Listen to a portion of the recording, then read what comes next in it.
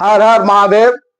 जय जय श्री राधे। आइए हम चर्चा करते हैं आज मकर राशि से शनिदेव मुक्त हो रहे हैं। शनिदेव अपने स्थान को छोड़ रहे हैं और इस राशि शनि से बिल्कुल मुक्त होने के लिए जा रहे हैं। बंधुओं, इस पीरियड में हमने क्या देखा? बहुत कड़ी मेहनत करी।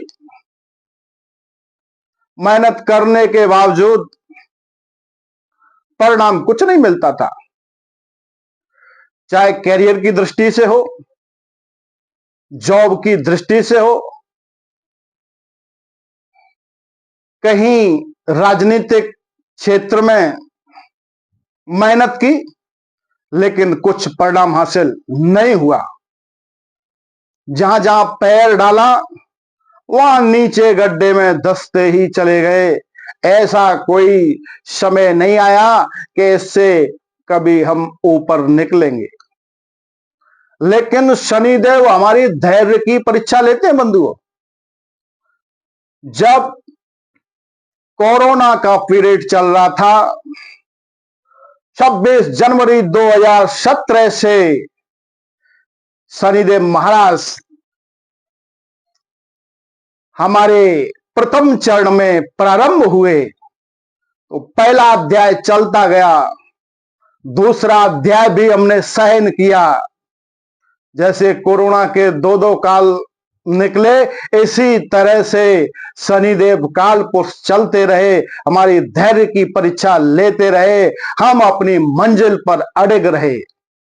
क्योंकि शनिदेव हमारे कर्मों की परीक्षा लेते हैं, जटिल कर्म हमसे करवाते हैं। जैसे शिक्षक हमको कड़ी मेहनत से पढ़ाता है, सिखाता है। जो शिक्षक हमको डंडे से प्रताड़ित करता है, उसकी बात हमको हमेशा याद रहती है। और जो शिक्षक समझाता है, मात्र छड़ी नहीं होती है उसके हाथ में, तो उसका हमें याद नहीं रहता है, क्योंकि उसने धीरे से समझाया।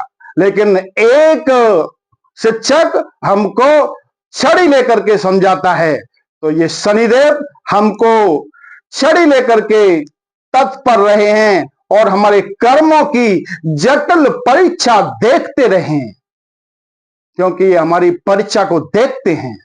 हम मेहनत करते चले गए, हम अपने कर्म कर रहे हैं, लेकिन हमको उसका कोई फायदा नहीं हो रहा है। बंधुओं, जहां जब दशा, विश्वंतरी दशा जब लगती है, तब ये रंक को राजा बना देते हैं और राजा को रंक कर देते हैं। जब इनकी दशा, अंतरदशा चलती है तब। तो बंधुओं, जब हमने कुछ समझ लिया, अगर हमने कुछ जान लिया इस विषय में, तो इनके लिए हमने कुछ भी जरा थोड़ा थोड़ा करके हमने अपने समय को निकाला और अपने कार्य में लगे रहे। तो बंधुओं, अब वह समय नजदीक आ रहा है। 29 मार्च 2025 से शनि की 7.5 मकर राशि से विदा हो रही है। तो जो गत हमने 7 वर्षों, 7.5 वर्षों के अंतर्गत जो हमने मेहनत की, जटिल परीक्षा की, उसका परिणाम शनिदेव अब हमको देंगे। इसका रिजल्ट आना प्रारंभ हो जाएगा।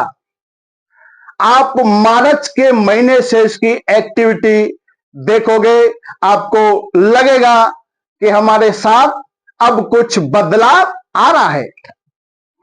जैसे ही मई का महीना समाप्ति की ओर होगा, आपके कार्यों की फाउंडेशन लगना प्रारंभ हो जाएगी, क्योंकि आपने बहुत मेहनत की है।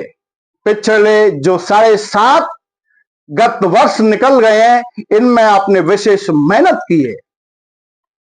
लगातार आप मेहनत करते रहे, कहीं कोई सफलता नहीं मिली। आपने अपनी गलती के कारण कहीं शेयर मार्केट किया, उसमें कोई लाभ नहीं हुआ। कहीं आपने किसी जगह इन्वेस्ट कर दिया, उससे कोई फायदा ही नहीं हुआ। राजनीतिक क्षेत्र में गए, प्रशासन की तरफ गए, प्रशासन से कोई लाभ नहीं मिला, प्रशासन के अधिकारियों की प्रताड़ना मिलती रही, कोई किसी जगह लाभ देखने को नहीं मिला। जब चंद्रमा की दृष्टि आई तो क्या हुआ कि मानसिक तनाव हो गया, क्योंकि शनि और चंद्रमा में कभी नहीं पटती है, तो मानसिक संतुलन बिगड़ गया। तीसरे दृष्टि पड़ी इनकी परिवार में, तो परिवार से मतभेद रहा, कोई कहना नहीं मानता। दाम्पत्य जीवन में उलझन नहीं रही, कहीं ना कहीं कोई ना कोई किसी बात को लेकर के उलझन हो जाती, छोटी मोटी बातों पर लड़ाइयां होती, दाम्पत्य जीवन भी सही नहीं रहा। कई लाखों लोगों का तो दाम्पत्य जीवन ही तलाक की ओर चला गया। तो ये हमने शनि के 7.5 वर्षों के अंतर्गत बंधुओं देखा। जीव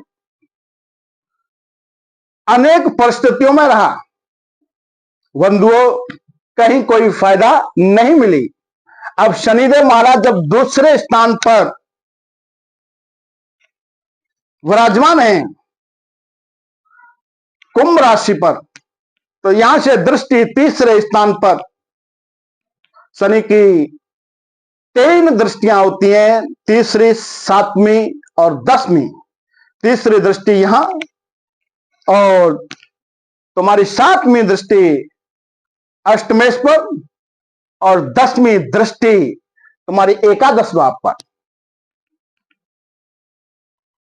यह वर्तमान की पोजीशन है। 29 मार्च को जब ये अपनी जगह चेंज करेंगे, स्थान परिवर्तन करेंगे, मीन राशि पर जाएंगे, तब आप शनिदेव पीड़ा से बिल्कुल मुक्त हो जाओगे। तो बंधुओं जब शनिदेव जा रहे हैं तो इनका एक भाव तुम्हारे द्वादश भाव में भी पड़ रहा है। तो द्वादश भाव में पड़ने के कारण क्या होता है कि जो द्वादश भाव होता है ये हमारा अस्पताल का भी होता है, खर्चे का भी होता है। तो कहीं आप ऐसा खर्चा करवाएंगे जाते जाते, तो आप ऐसी जगह खर्च करिए कि आपके लिए भी कुछ अच्छा रहे। अस्पताल में आप कोई किसी रोगियों को खाना भिजवा दीजिए, उनके लिए कुछ दवाई की व्यवस्था हो जाए वो करवा दीजिए, तो ये आपके आगे आने वाले भविष्य के लिए बहुत बेहतर रहेगा। बंधुओं जाते जाते मैं आपको एक टिप दे रहा हूं कि अब होलाष्टक का समय चल रहा है। 7 मार्च से 14 मार्च के बीच में कोई नया कार्य नहीं करना है, कोई नई गाड़ी नहीं लेनी है, नई भूमि में प्रवेश नहीं करना है, नए भवन में प्रवेश नहीं करना है, कोई नया कार्य नहीं करना है। होली हमारा रंगों का त्योहार है, इस त्योहार को रंगीन बनाइए और रंगीन जीवन बनाइए अपना। रंगों का त्योहार है होली, होली का त्योहार, रंगों का त्योहार खेलिए। बंधुओं हमारी ये वीडियो आपको कैसी लगी? अगर वीडियो आपको अच्छी लगी तो वीडियो को लाइक, शेयर, कमेंट करें। जो वीडियो से जुड़े हुए हैं जो वीडियो को लाइक करें, कमेंट करें, और जो हमारे नए जातक हैं, बंधुजन हैं, वो वीडियो को सब्सक्राइब करें। हर हर महादेव, जय जय श्री राधे।